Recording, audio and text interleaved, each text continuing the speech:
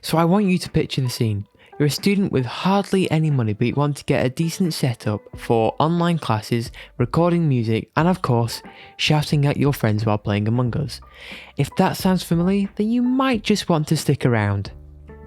So a lot of students seem to put off the idea of getting into recording because they think it's going to cost them a lot of money.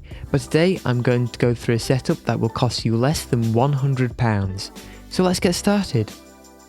So first up, you will need a microphone. There are quite a few different options out there, but I would recommend the Behringer XM8500 if you want good and reliable results.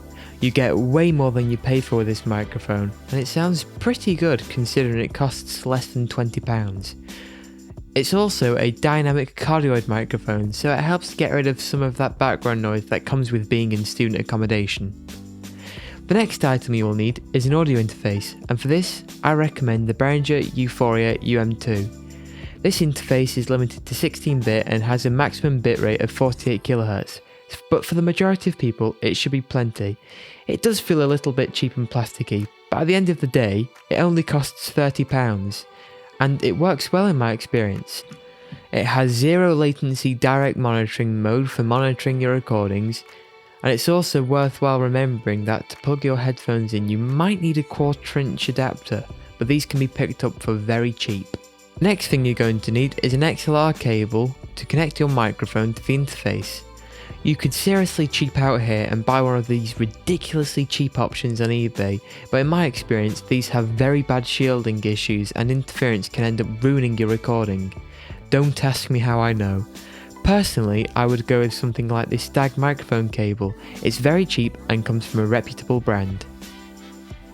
Next up is a microphone stand, and depending on your use case there are a few different options, but in this case I'm going to recommend a desk clamped boom arm. This is probably best for people that want to do podcasts or just want to get better audio for their calls on Microsoft Teams or Zoom or whatever you're using. I don't really like the desk stands because you end up picking up quite a lot of ambient noise from the room, and with things like knocking the desk and typing on your keyboard it can make the recording nearly unusable. I've not personally used this Neewer microphone stand, but it looks alright even if the name definitely needs to be shorter. The final thing you're going to need is a pop filter or windshield. This is kind of up to personal preference. You'll probably get better results out of a pop filter when it comes to getting rid of plosives, but you get the added bulk that comes with it. There are loads of different options on Amazon for both pop filters and windshields, and they all cost around £5, so I'll leave that up to you to decide. Obviously, in an ideal world you'll also want to get some sound treatment for your room, but I realise that the majority of students this really isn't an option considering you don't own the room that you're recording in. However, if you can, I would recommend using moving blankets off Amazon, as these are very cheap and can actually make quite a good impression to the sound of the room.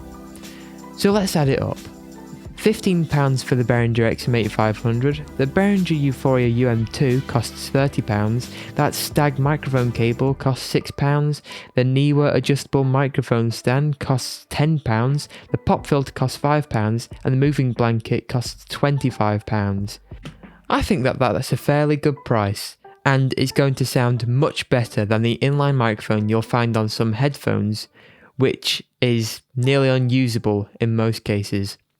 Well, with that we've come to the end of the video. If you found this video interesting or you learnt something, leave a like. If you found the video boring or you learnt nothing, hit that other button. If you have any questions, leave them in the comments below. Thanks for watching.